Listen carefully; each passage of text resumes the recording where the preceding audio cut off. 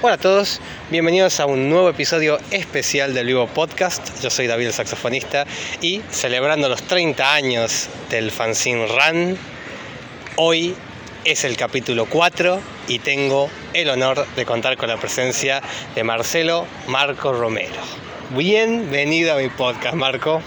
Muchas gracias, para mí es un honor estar en tu podcast y te quiero agradecer un montón la tarea arqueológica que haces de buscar en lo que fue para nosotros un proyecto importantísimo, pero que pasó bastante tiempo, y que vos lo recuperes para mí es sumamente importante. Es muy interesante cuando uno comenzó a investigar porque no existía prácticamente información en la web, muy pocas runs estaban escaneadas y es como que cuando uno comenzó, ¿y qué pasó? ¿De dónde venían? ¿Cómo surgían? Es como que fue muy impactante ir descubriéndolos a todos, dónde estaban, cómo encontrarlos, eso fue increíble. Pero vamos desde el comienzo. ¿Cómo surge la run? ¿Cómo llegas a la run? Bueno, a mí siempre me gustó y estuve fascinado por la cultura de Extremo Oriente, particularmente la de Japón.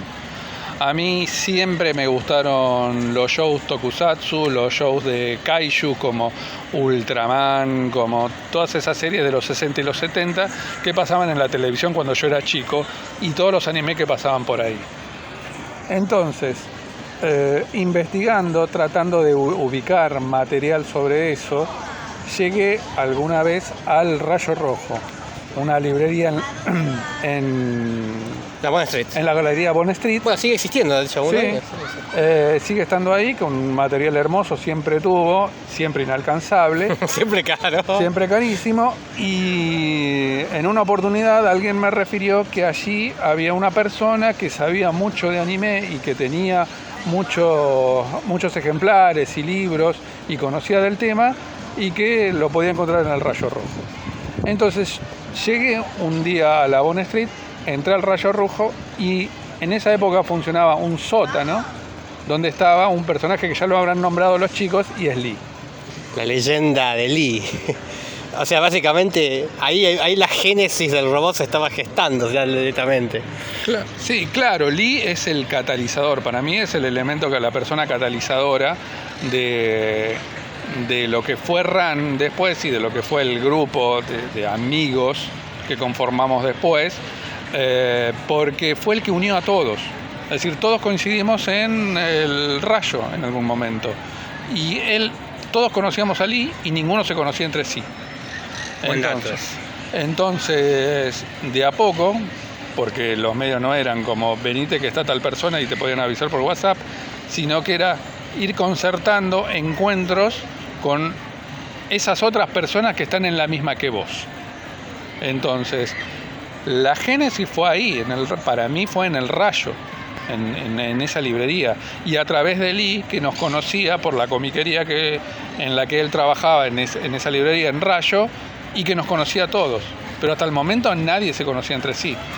Yo trabé amistad con Lee, y él me avisó de que había un chico que vive cerca de tu casa. En realidad yo vivía en Ituzaingó y la otra persona vivía en Castelar, que era Patricio Lan. La leyenda de Pato. Entonces, al primero que conozco es a Patricio. Y ahí se conformó la primera triada, que fueron Lee, Pato y yo.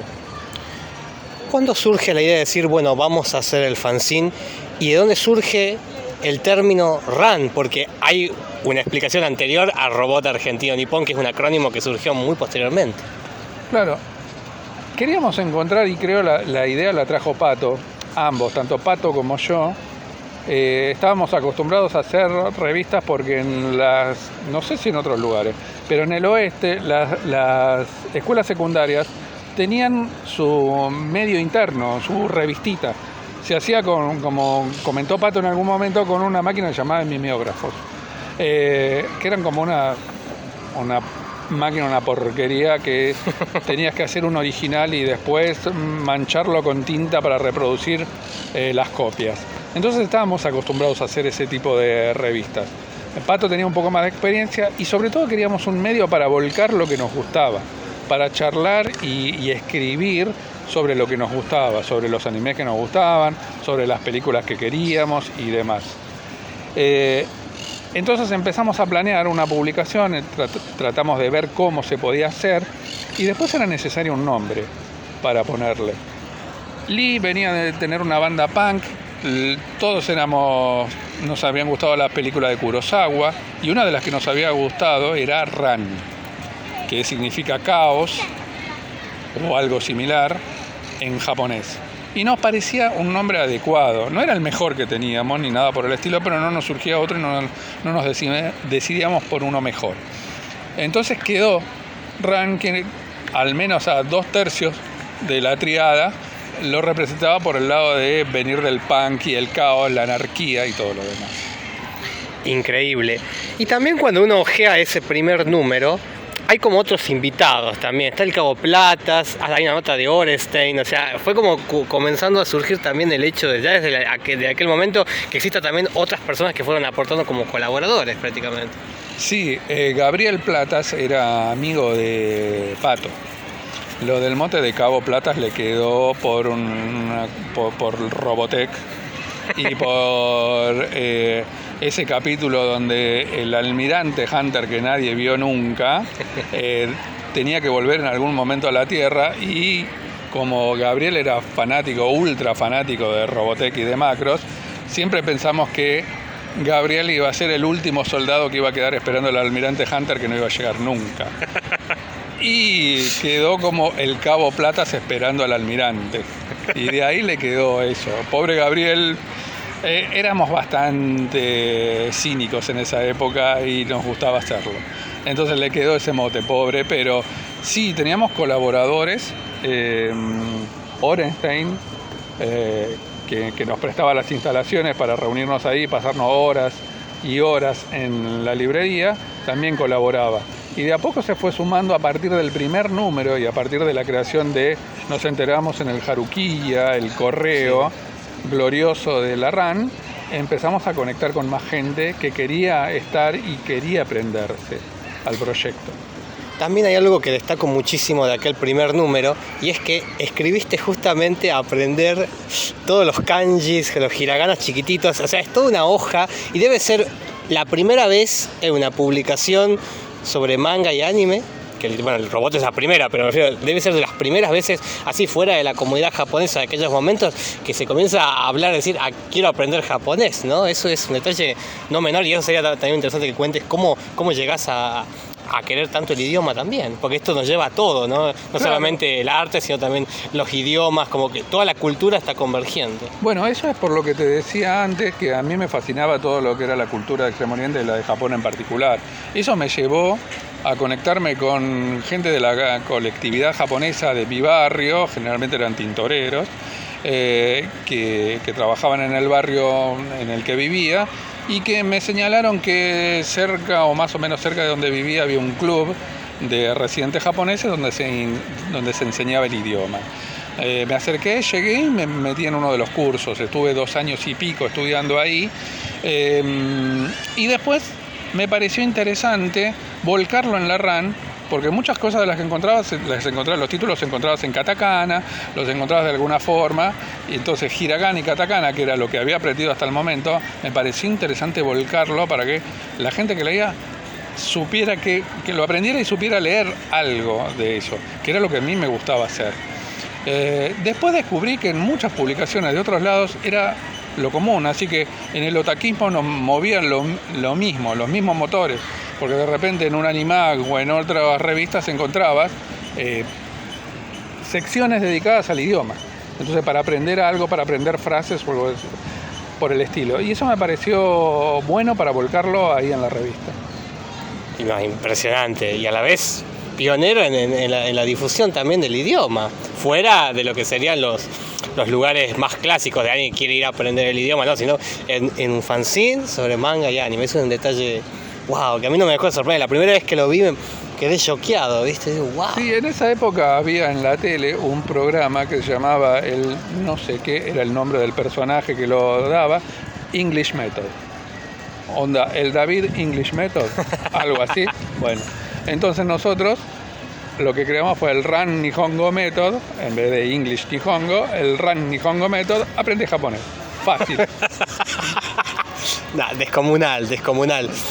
también un detalle que hay que demasiado señalarlo es el hecho de que al principio también tiene un tono mucho más serio. Ya desde la editorial, que es aparte muy futurista, que escribió Pato, que me parece muy interesante, que relata prácticamente el mundo de hoy, salir en los kioscos que vendan manga, que la gente tenga las remeras, que se lea Akira de hecho en las paredes o cosas así. ¡Wow! Pero él lo escribió en el 93. Pero retornando a lo primero que dije, ¿cómo surge hacerlo primero serio? Porque uno ya se acostumbró a leerlo al robot de manera, con un lenguaje mucho más divertido, pero ¿por qué primero fue tan mucho más serio, mucho más, como más contundente en ese sentido? El tema es un poco de formación profesional. Yo soy periodista y uno cuando escribe una nota la escribía tratando de difundir, de divulgar, de llevar una noticia o algún conocimiento que uno había adquirido y hacerlo un poco más público y para que llegue a más gente. Yo particularmente me lo tomaba muy en serio, demasiado en serio me lo tomaba. Entonces investigaba, recopilaba información y la volcaba. Y más o menos era el tono más académico, más de conocemos esto y se los queremos transmitir, que había en la revista. Después cambió muchísimo y se lo agradecemos y eso fue gracias a la incorporación de César y Mambito, que ellos le cambiaron el perfil y le dieron el perfil que todos conocen de la revista. Pero sí era más serio, más académico, muchísimo menos divertido, pero era más informativo. Los primeros 3 números, la actitud que teníamos era más informativa, de llevar, miren, aprendimos esto y se los queremos compartir. ¿Cómo fue la recepción del público cuando sacaron esos primeros ejemplares? Deben haber sido 100, 200, no creo que más. Mira, nosotros empezamos, yo recuerdo haber empezado con mucho miedo, a ver qué pasa con todo esto, a ver si se mueve, a ver si encontramos gente. Particularmente tenía la presunción de que había mucha gente como nosotros suelta por ahí y que estaba como escondida, que no se daba a conocer mucho o que no la podíamos conocer, porque los medios no eran los mismos para juntarse y aglutinarse. Y estábamos muy a la expectativa, lo hicimos porque queríamos, porque sabíamos hacer determinadas cosas y porque queríamos compartirlas. Ahora desconocíamos totalmente cuál iba a ser la recepción de eso. Yo estimaba que iba a ser buena y que íbamos a encontrar más gente. Ninguno se imaginó que iba a tener la respuesta que tuvo. De ser el fanzine que nadie quería vender en las comiquerías, a Gerardo de Camelot diciendo, chicos, ¿por qué me dejaron afuera del primer número? Eso nos pasó y nos divirtió mucho, porque lo ofrecíamos y nos decían, fanzines no vendemos, vendemos revistas, y después en las comiquerías nos pedían, no nos dejen afuera. Increíble, extraordinario. Saltando en el tiempo, el número 2 tiene la particularidad, también hay que decirlo, creo que está dibujado también por Lee, pero tiene algo que, bueno, ahora sería como lo más normal del mundo, lo más común del universo, y es ponerlo a Goku en la portada. Eso fue algo descomunal. Yo digo, en el 93, diciembre del 93, ponerle gorrito navideño a Goku y que abajo diga Ran. ¿Cómo fue tomado algo así cuando casi nadie conocía a Dragon Ball, literalmente? O sea, decir esto ahora parece una locura que nadie te lo puede creer, que alguien no conozca a Dragon Ball, pero ¿cómo fue en el 93? Bueno, eso es también gracias a Lee en ese caso, porque es la única persona que yo no conocía a Dragon Ball, por ejemplo. Y yo soy más old school, soy más de Matsumoto, más de otros autores, pero por ejemplo, Lee era fan de Dragon Ball, que intentó explicarnos cómo era Dragon Ball y cuál era el guión de Dragon Ball cientos de veces y nunca lo entendimos en su momento, porque Lee lo explicaba de alguna forma medio rara, o no conocíamos a los personajes o no nos atraía tanto en su momento. El personaje era conocidísimo en Japón y Lee era fan del anime y del manga. Un adelantado. Hay que recordarle a los que nos estén escuchando que todo esto es antes de Magic Kids, antes de que pasen las películas en ATC, o sea, estamos hablando de una época muy pretérita, o sea, literalmente que Dragon Ball no se conocía. Aclaro para los más jóvenes que lo están escuchando, por eso. Sí, me acuerdo que Lee publicó un OVA de Dragon Ball, que debe ser lo primero que se publicó de Dragon Ball en VHS. hizo una publicación, hizo una tirada de VHS de un OVA que a él le gustaba y lo hizo para llegar a otros fans y para publicar, para venderlo. Y yo creo que debe ser una de las primeras publicaciones de Dragon Ball, de un VHS de Dragon Ball subtitulado.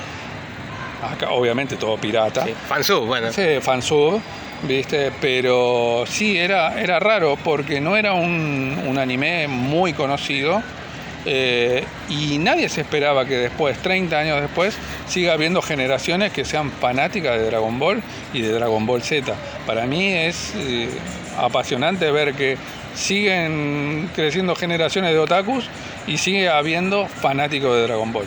Bueno, ya casi Goku es casi argentino, ya prácticamente, es un emblema de la argentinidad prácticamente, o sea, lo conocen, creo que conocen más a Goku que a Turuzú, literalmente, o sea, y es impresionante. Sí, sí, la verdad a mí me llama mucho la atención ver nenitos chiquitos con la remera de entrenamiento de Goku, con la remera naranja, con el logo y que son fanáticos y cada generación que lo descubre queda fascinada.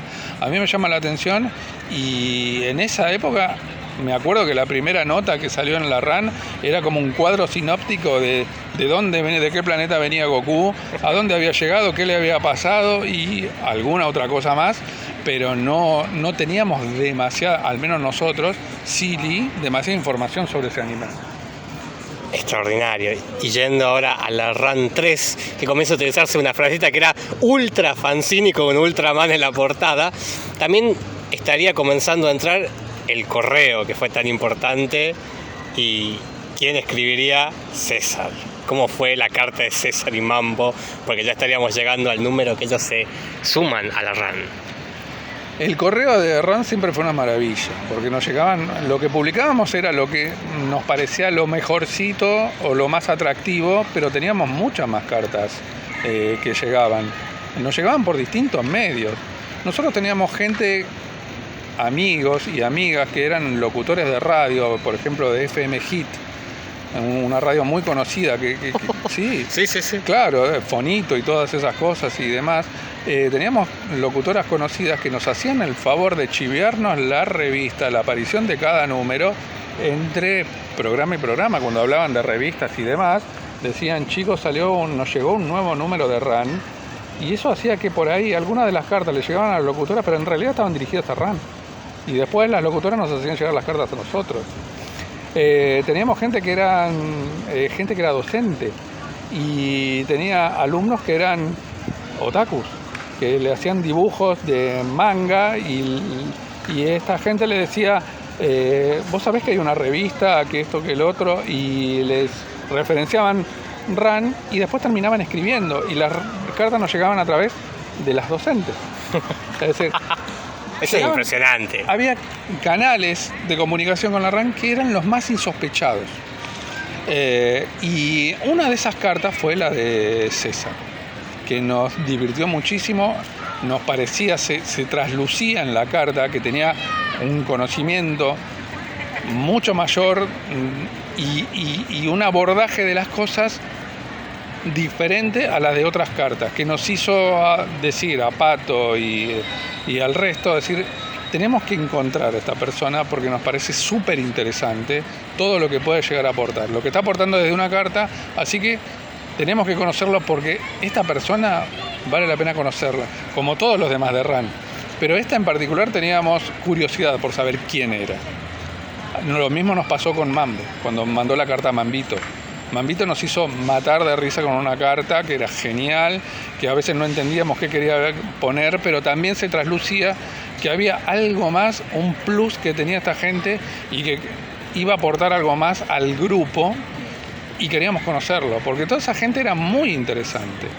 En realidad toda la gente que está en el fandom del anime y del manga tiene muchas cosas para aportar. Totalmente. Y ahora yendo al número 4, llegan César y Mambo, tapa de Alita. Y también nacería algo que ahora es muy común, pero es que en los personajes, en los mangas que habían como escaneado, como el de Cobra, los personajes hablen en lunfardo porteño, hablen en rioplatense. Eso es una joya absoluta porque es algo que es tan común ahora. También nació en el robot. Entonces, cuando uno se pone a contar, dice, wow, ¿cómo surgió poner mangas también en el robot? Pasa que para enseñar... Siempre fue una idea que estuvo en la revista y que en algunos números ya había aparecido. Por ejemplo, no me acuerdo qué manga, no me acuerdo si era Video Girl. Video Girl en el primer número, que eran unas fotocopias todas empastadas, que no se leía nada, pero que era interesante porque habíamos accedido a ese manga y queríamos dar un plus, además de las notas, que sea atractivo por otro lado, y entonces incorporar mangas ahí. Cuando Mambito y César se suman, dándole un perfil totalmente distinto a la revista, empezaron las traducciones y parte de los inventos de los globitos, porque había diálogos que eran inventadísimos, pero que eran muy divertidos. Yo todavía me acuerdo de una viñeta en la cual, creo que es en el de Cobra, que la viñeta está tomada desde atrás de Cobra, que quieren abordar una nave, sí, y hay un globito que dice, ¿trajiste plata para el bondi? Como si estuvieran esperando un bondi espacial o algo por el estilo. Sí. A mí, en ese momento me pareció rarísimo, pero después con el tiempo me pareció genial.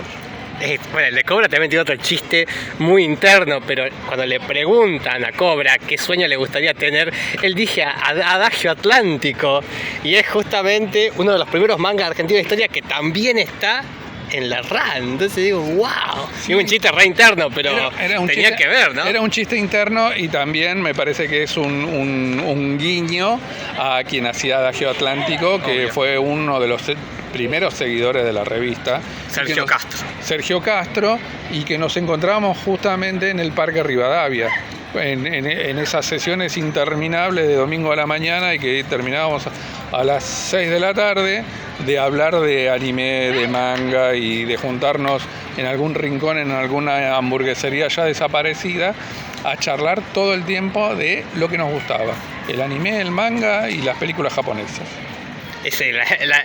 Toda la trilogía, ¿viste? Sí. Posteriormente viene el final de Akira, ya con la tapa color y también con las letras RAN amarillas. Con el logo que después se conoció, porque hasta el momento era todo muy a pulmón y era todo trazo de marcador o de rotring, pero ahí ya empezó no te digo que a profesionalizarse, pero ya tener otro perfil más técnico. La revista era la terminación era mucho más acabada, tenía otro tipo de presentación, era mucho más linda. El logo lo trajo un diseñador amigo de César, y quedó genial. Y lo de Akira fue también un acontecimiento porque se había conseguido el tomo. Habíamos conseguido el tomo con el final, y los chicos se encargaron de traducirlo gracias a un viejo y extraño profesor de japonés, que también de vez en cuando nos hacía el favor de traducirnos o más o menos orientarnos en lo que decían los globitos en japonés. Y sí, esa etapa fue genial.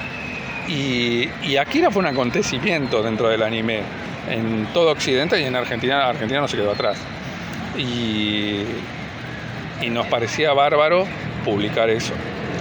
Claro, porque es un flash, y es muy loco porque ahora sería como, lo llamarían spoiler, ¿viste? Pero no había otra manera en ese momento de saber cómo terminaba, porque cuenta la leyenda, que es una verdad, que es que se cortó en los kioscos de diario y no siguió saliendo lo que faltaban los tomos españoles, entonces nadie sabía cómo terminaba. Eso era bastante común, sobre todo en los animes que se proyectaban en la televisión o que se daban en algún lado. La discontinuidad tanto en el manga como en los animes era una moneda corriente. Hay veces que vos empezabas a ver una serie y no sabías cómo terminaba, nunca te enterabas cómo terminaba, porque no tenías cómo saber, porque la serie o el manga no volvía a verse. Con Akira pasó exactamente eso, y quedó todo como un coitus interruptus, porque no sé si en el número 10, en qué número España dejó de editarlo o dejaron de importarlo acá, y quedó todo en la nada. Los que tuvimos un poquito más de suerte pudimos conseguir las ediciones brasileras, y había que leerlo en portugués. y pudimos seguir los 10 números más, pero también se terminó cortando. Lo que para ahora es un spoiler, en esa época casi era una necesidad de saber cómo continúa esta historia, cómo concluyó esto, porque en el medio hay un montón de cosas que nadie sabía, pero al menos permitirle a la gente saber, che, esta historia terminó así. Y nos parecía importante llevarle ese final a gente que se quedó colgada a mitad de camino. Extraordinario. Y también pasó algo con la imprenta, no sé muy bien, pero todo el fondo que tiene lo de Akira, ese azul parece un pantalón. Quedó como un pantalón curioso, ¿viste? Como un azul así tipo de jean. O sea, es muy impactante esa portada, ¿no? Muchas veces, al no haber pruebas, no haber pruebas de impresión en esa época, o al no contar con la posibilidad de tener pruebas de impresión, cosas que nos parecían que iban a quedar geniales, descubríamos en la impresión que no quedaron tan bien. Y me parece que la tapa de la RAN, de ese número de RAN, ocurrió algo así, que para mí originalmente era un azul pleno, supongo, y después quedó así, pero quedó bastante particular y es re llamativo. No sabemos por qué quedó así, al menos yo no sé por qué quedó así. Y bueno, la RAN que sigue a mí me emociona mucho por muchos motivos, y es la mítica RAN de Harlock, la RAN 6, que para mí es como la RAN que cumple muchos sueños por dos motivos. Primero voy a decir el de Matsumoto, que lo llegó a tener en las manos, y es para mí, cuando vi la historia, cuando la cuenta Pato, yo digo, wow, la tuvo el Matsu en su mano y la firmó, de hecho. Y luego hay otro ítem que para mí es lo máximo. Yo, como generación Magic Kids, me crié con Mariela Carril viendo el Club del Anime, y en esa RAN, en la sección de correos, está la carta de Mariela que cuenta que su sueño sería tener y conducir un programa de televisión que hablara sobre manga y anime. Esa carta era como un mito, y cuando llegué a verla hace muy poco tiempo, como me emocioné, dije, wow, o sea, y uno dice, wow, con el paso del tiempo, ahora yo estudio japonés con la misma profesora que también estudia Mariela. Un saludo a Vicky Sensei, japonés con Vicky para los que quieran estudiar, estudien con la más grande profesora, bueno, estudien con ella. Y bueno, yo digo, qué increíble cómo las historias se van confluyendo y uniendo. Es muy, muy impactante. Es lo que los chicos te pueden llegar a comentar, que nosotros no sabíamos bien qué generaba, cómo generábamos esas cosas. Sí sabíamos que nos gustaba a nosotros, pero sí la revista tenía un impacto bastante fuerte y generaba cosas impensadas. La nota de Harlock, cuando la escribí desde el fanatismo puro. Harlock para mí es una de las sagas más interesantes, más lindas del anime. Me marcó de muy chico toda la historia del outcast espacial, del pirata anárquico, que a pesar de ser despreciado por todos, vuelve a defender justamente a los que muchas veces lo rechazan. Una historia que después va a retomar los X-Men y otras cosas y otras producciones culturales que vinieron después. Pero Harlock lo representaba muy bien y Matsumoto lo hizo genial. Entonces la nota esa la escribí desde el fanatismo puro, me encantaba. Y después, cuando Pato consigue, no sé si era una expo o Suiza, cuando ya estaba en Suiza, y que me manda las fotos de esa revista con el Matsu en la mano, y Pato me manda un mensaje diciendo, ¿te das cuenta que Matsu vio tu nota? Y yo no lo podía creer, y ahí caí, porque hasta el momento era una emoción que tuviera la RAN, pero cuando Pato me dice, ¿vos viste que Matsu vio tu nota? Ahí me di cuenta de cómo es que llegó esta revista hasta allá. Uno que escribe en el último confín de Sudamérica, le llega a uno de tus ídolos la nota que escribiste, que no entendía nada, obviamente, ni sabe no sabemos qué le pareció, ni nada por el estilo. Pero para mí fue una emoción enorme ver que Matsumoto tenía una nota que yo había escrito. Es impresionante. Yo cuando vi la foto, me parece tanta la impresión, ¿viste? O sea, y me acuerdo que cuando yo comencé a investigar todo sobre la RAN, me acuerdo una frase que dijo Pato, así casi textual, y era, el robot cumple los sueños. Era algo así. Yo dije, es cierto, ¿no? Porque todas las cosas maravillosas que me han pasado y toda la gente que fui conociendo por todo investigar todo esto, sería muy sorprendente si yo lo comenzara a contar cómo se fue desarrollando toda la cantidad de cosas, pero sería como ser muy autorreferencial, pero para hacer así el resumen, esa frase tiene mucho de verdad, o sea, el robot cumple los sueños. Y posteriormente, en los subsiguientes números, también el siguiente ya tapa sería Saint Seiya, Los Caballeros del Zodíaco, también de las primeras veces que adelantándose, porque estamos todavía en el 95, o sea, recién cronológicamente estaría por nacer Magic Kids y ya estaríamos casi ante las puertas del boom, digamos, por decirlo de alguna manera, la segunda oleada de animación japonesa en la Argentina, pero... O sea, son todas primeras veces, ¿viste? Primera vez Dragon Ball, primera vez de los Caballeros en tapa. O sea, hay como pum. Eso creo que es gracias a César, que era bastante fan del mangaka de Saint Seiya, y que yo particularmente no le había prestado mucha atención, pero es lo que te comentaba que anteriormente, que nos guiábamos por un rigor de lo que nos gustaba.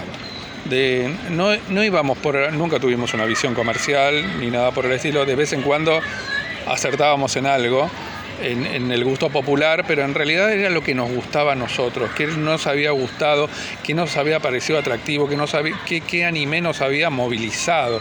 Y entonces queríamos escribir sobre esas cosas y comunicarles a otros, decirles a otros, che, esto está bueno. Préstenle atención a este autor, préstenle atención a este anime porque les va a gustar y es interesante.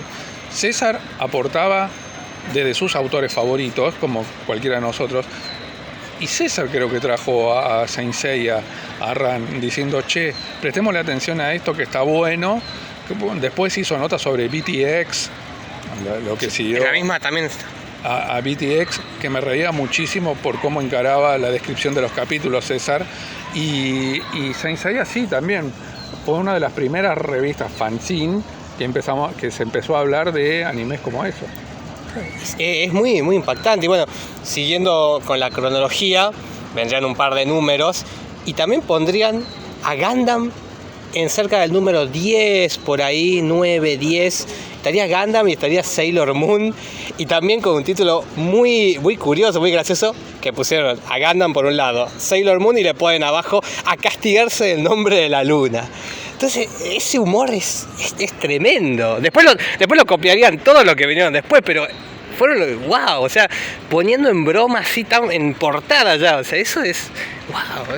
Sí, yo en ese número no sé si participé mucho, pero Gundam era una asignatura pendiente porque es una saga histórica para el anime y que acá no se conocía demasiado. Lee era fan de Gundam, yo empecé a conocer Gundam a través de él, y de lo más interesante para mí de Gundam, que es la primera saga hasta la película del contraataque de Yad y ese tipo de cosas. Después vinieron otras encarnaciones posteriores. Hasta el día de hoy, de hecho. Hasta el día de hoy, todos los años hacen una distinta más o menos. Y hay algunas más interesantes que otras, pero a mí las que más me pegaron fueron aquellas. Bueno, las trilogías de las 3 primeras películas son una locura. Sí. Ya ahí está el punto más alto. Z Gundam y Doble Z Gundam también me habían gustado mucho, pero acá no era muy conocido. Y Gundam es un antecesor directo del género de mechas. Obvio. Para macros, influencia para macros y para un montón de cosas. Y el tema del humor era genial por parte de los chicos, cómo encaraban desde la broma estos aportes culturales que eran otra cosa. Es impresionante. Y a la vuelta te da clima en Japón y te pone un Ranma y con un título así tipo en broma. Y al Capitán Harlock, que ponen como 3 viñetitas, no le ponen Capitán Harlock, ponen el Capitán Beto. Y esa alusión, eso es muy de César, esa alusión a la canción de Spinetta es una joya absoluta. Sí. Y ahora de grande, digamos, me pongo a pensar y hilo todo. Digo, wow, qué importante la música también, la cantidad de guiños a la música, al rock argentino. Bueno, El anillo del Capitán Beto y Harlock van muy de la mano, es muy spinettiano también. Sí, es muy espinetiano. Y la música era porque, bueno, en Ran confluían todas las influencias que teníamos. No solo el anime y el manga, sino las películas japonesas, la música que escuchábamos. Compartíamos muchos gustos de otras cuestiones, de otros palos, y todo se volcaba ahí, básicamente. Se entrelazaba todo y se presentaba de esa forma. Era muy bueno también la viñeta de el Harlock medio Charly García, abrazando a una mime totalmente borracho y demás. Ese tipo de mezclas, así como la columna Toco y Canto. Eso es espectacular. Que venía hasta con instrucciones de cómo cantar.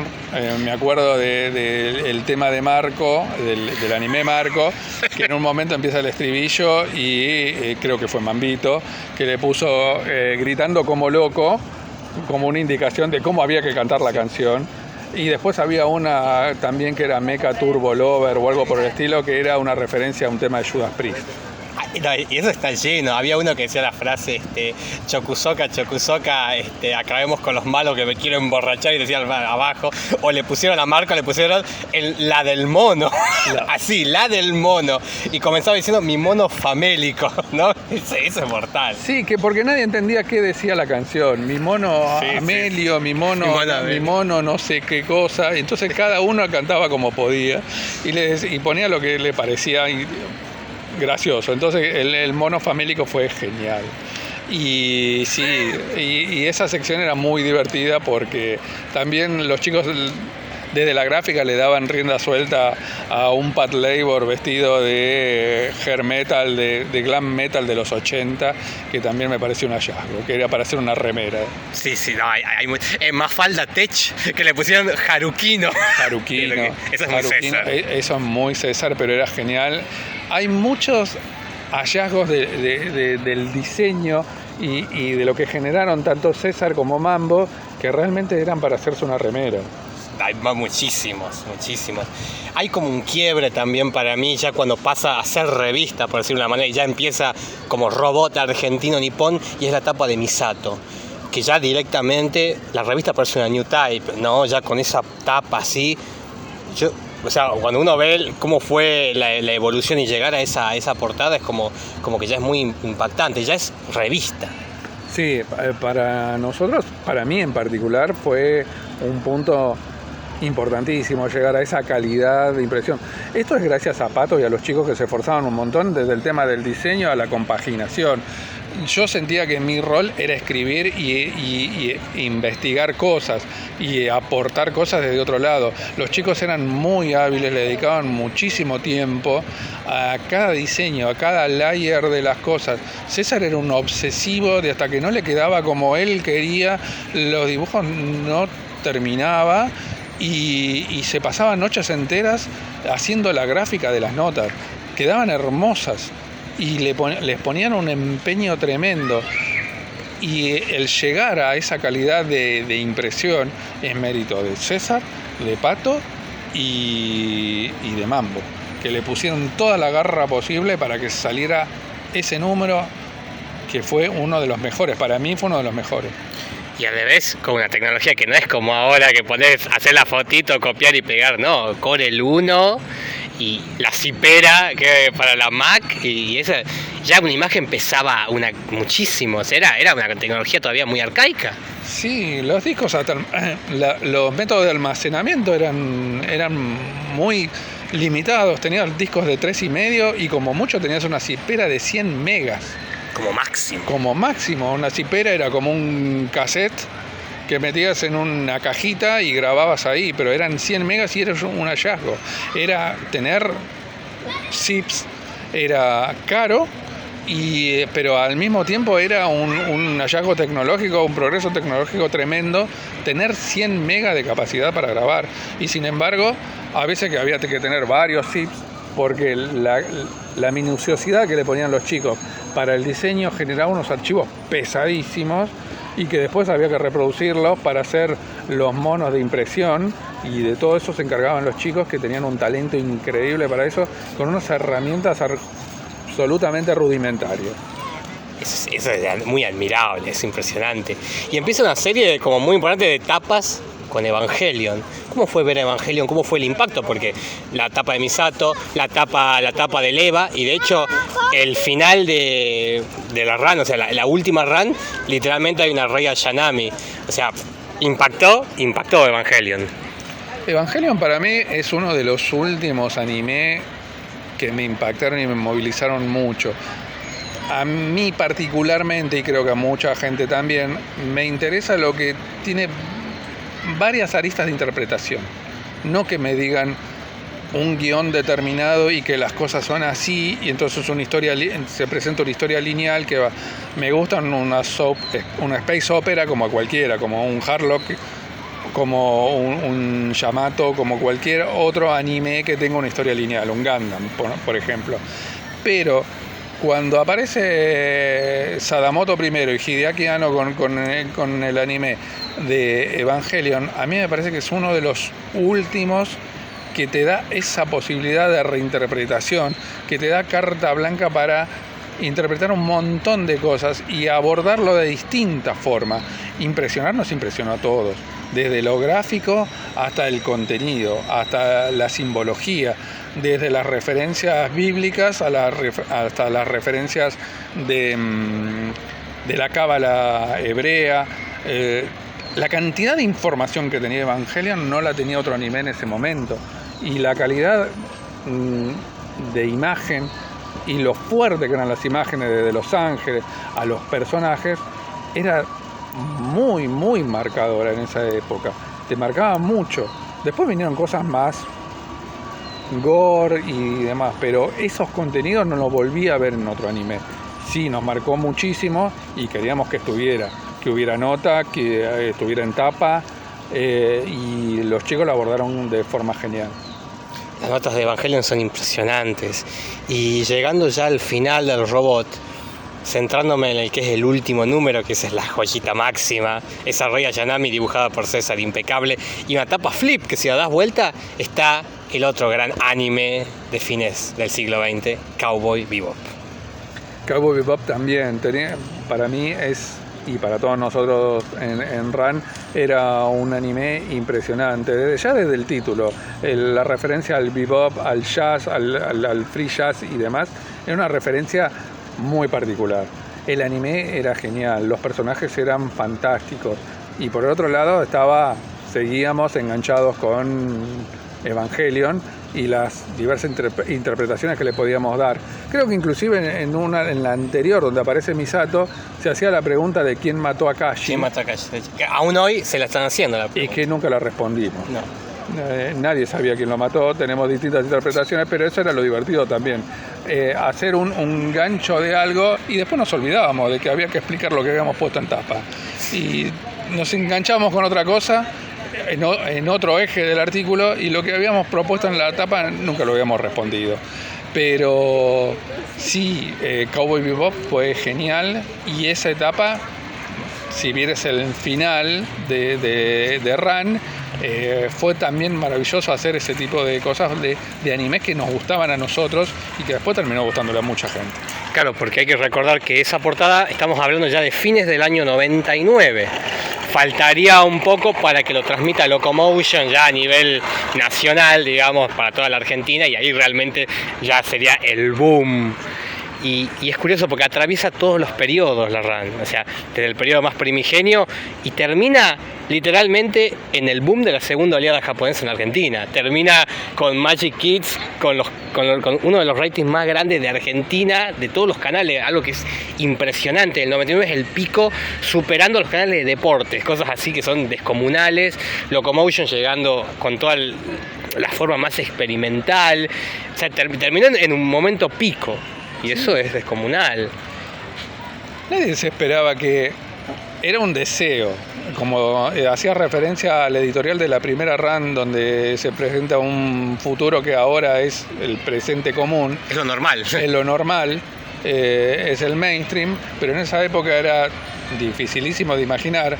Era más una expresión de deseo, como comentaba César en alguna oportunidad, que algo que estábamos seguros que iba a ocurrir. Damos la gracia que ocurrió, nos parecía genial y nos pareció siempre que algo tuvimos que ver. Algo tuvimos que ver en el impulso de todo ese tipo de cosas que a nosotros nos encantaba y que sospechábamos que le gustaba a mucha más gente de la que había, que conocíamos, pero que estaban escondidos o que estaban en algún otro lugar. Y el descubrir esos animes y presentárselos a la gente en el trabajo que hacían los chicos de subtitular, un trabajo titánico en las RAM Parties, y que presentar animes como Gazaraki, Aonoro, Kubo, cosas que por ahí no aprendieron, pero después las pasaron en Locomotion, que en su momento nosotros nos decíamos, che, qué bueno que es esto, ¿por qué no vamos por este lado? Y resulta que después, otras cosas que no quedaron en la memoria de la gente, pero que también eran valiosas, que por ejemplo las traía César, como Brain Power de Mamoru Nagano, o la misma Five Star Stories. Obra maestra. Para nosotros una obra maestra del anime de mechas y de las sagas de mechas en el manga que hacía Nagano, y nos parecía que eso era lo que nos gustaba a nosotros, y queríamos ver qué tanta gente le gustaba esto, porque no era lo que te decía hace un ratito, che, esto está bueno, llevémoselo a la gente para ver a cuánto más le gusta, porque no puede ser que no les guste esto. Y después terminaba gustando, como vos decís, posteriormente lo pasaban en Locomotion, pero un orgullo nuestro es primero la vista en la RAM Party. Increíble Marcelo, tremendo. Y como reflexión final, ¿qué crees vos que te dejó toda esta experiencia, todo este viaje y estos 30 años que literalmente ahora el futuro que presagiaba, digamos, aquella primera editorial, lo estamos viviendo hoy, literalmente? Antes que nada me dejó un grupo de gente conocida y de unos amigos que todavía mantengo al día de hoy. No sé si hay muchas amistades que duren 30 años y distancias de por medio. Básicamente, primero por ese lado, me dejó la posibilidad de conocer gente increíblemente talentosa como César, como Pato, como Mambo, como Lee, y otros más que quedaron en el camino, que no formaron parte del núcleo de RAN, pero que aportaron lo suyo y contribuyeron a que la RAN creciera y que llegara un montón de gente. Después, lo que me queda es haber contribuido a que todo este movimiento lo empezamos de alguna forma. Hubo gente que lo pudo llevar y explotar de otra forma y de forma más masiva, pero creo que a todos nos queda el sabor dulce de haber empezado casi todos nosotros. Increíble. Fue un honor contar con tu presencia, Marco. Y bueno, también muchísimas gracias a todos los que están del otro lado escuchando.